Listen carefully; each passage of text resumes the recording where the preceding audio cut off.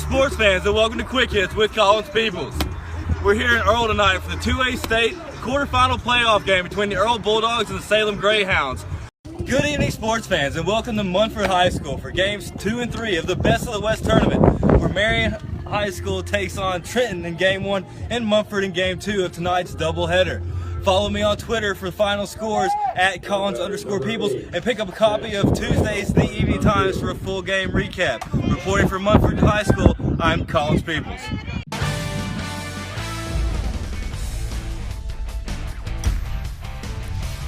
With the euphoria of Monday night's win over the Lakers still fresh, the Memphis Grizzlies know more victories down the stretch can make for more good feelings as they wind down the long NBA season.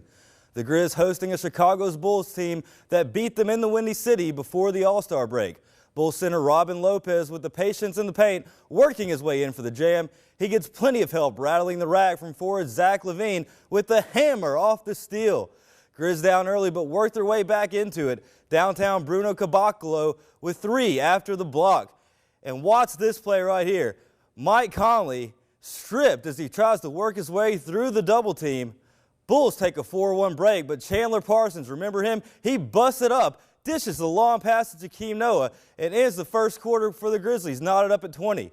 The Grizz start strong in the second to take the lead, turning defense into offense. Mike Conley puts up a 3, no good, but Justin Holiday with the monster jam. The shot maker for Memphis, Avery Bradley, he continues his hot streak after coming to the Grizzlies at the trade deadline. 23 points, 7 rebounds, 7 assists, and a steal for AB.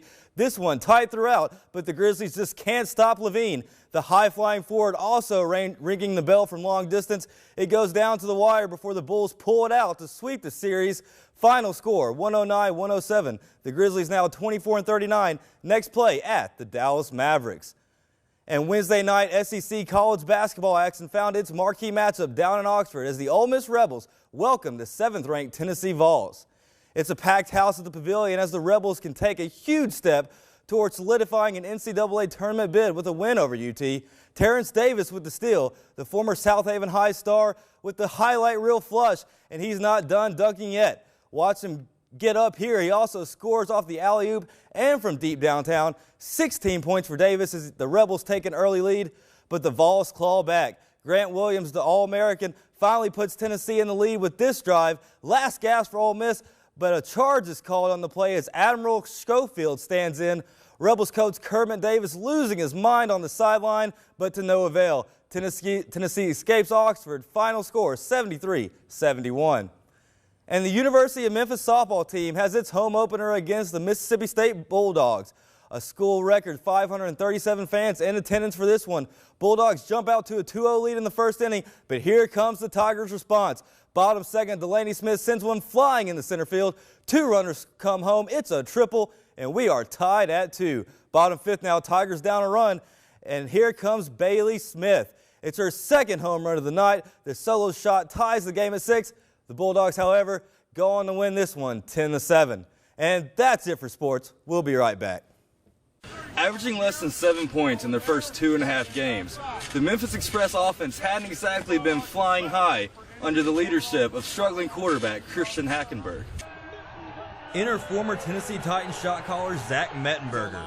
The Express backup QB takes the pilot seat in the second half against the Orlando Apollos and promptly delivers 2 touchdown passes. This one, a 45-yard bomb to Garrett Shepard to pull Memphis within 6 for Orlando, 21-16, late in the fourth quarter. The Express can't complete the comeback, however, coming up short in the end, 21-17. But hope is high on the Memphis sideline with Mettenberger securing the starting spot. And the Met Show says he's ready for the new role. I mean, that's something that I can't worry about. I just can handle, what I can control.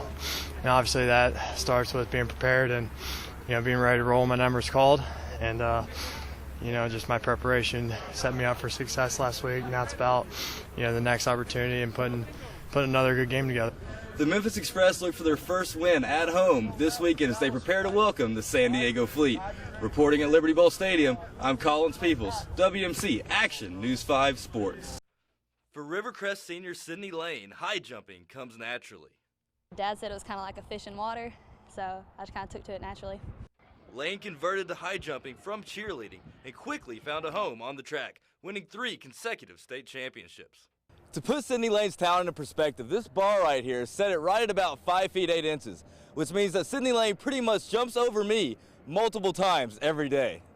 Now Lane will take her talents to Arkansas State University, where she plans to make an immediate impact. I would love to win the Sun Belt. That'd be like a dream come true, and I'd love to qualify for nationals. But I really just want to improve, get better, and then help my team the best I can. Collins Peeples, KAIT. Fresh off their first win of the season, the Earl Bulldogs returned home last Friday in a Week 3 rivalry game against the Cross County Thunderbirds. After 2 3-and-outs for the Thunderbirds to start the game, Earl got things going in a big way as 6-foot, 265-pound junior Jalen Coop rumbled down the left sideline for a 69-yard touchdown. Cross County had an answer, though, as senior quarterback Hunter Like pieced together a 17-play drive, resulting in an 8-yard touchdown run. Another Cross County touchdown and a 2-point run by running back Jackson Henderson cut Earl's lead to 16-14 at the half. But the second half was all Bulldogs, as senior quarterback Tavarius Thomas bulldozes his way into the end zone from 15 yards out and then adds 2 more points for a 10-point lead, part of an Earl rushing game which averaged a whopping 19.5 yards per rush. But it was the Bulldogs' defense which sealed the game, ending a 16-play drive and forcing a turnover on downs at their own 4-yard line and then picking off a light pass in their own end zone to close the door on a 32-14 home win for the Bulldogs. Earl looks to win their 3rd straight this Friday when the Bulldogs travel to Marianna, Arkansas to take on the 0-2 Lee Trojans. Reporting from Earl, Arkansas, I'm Collins Peeples.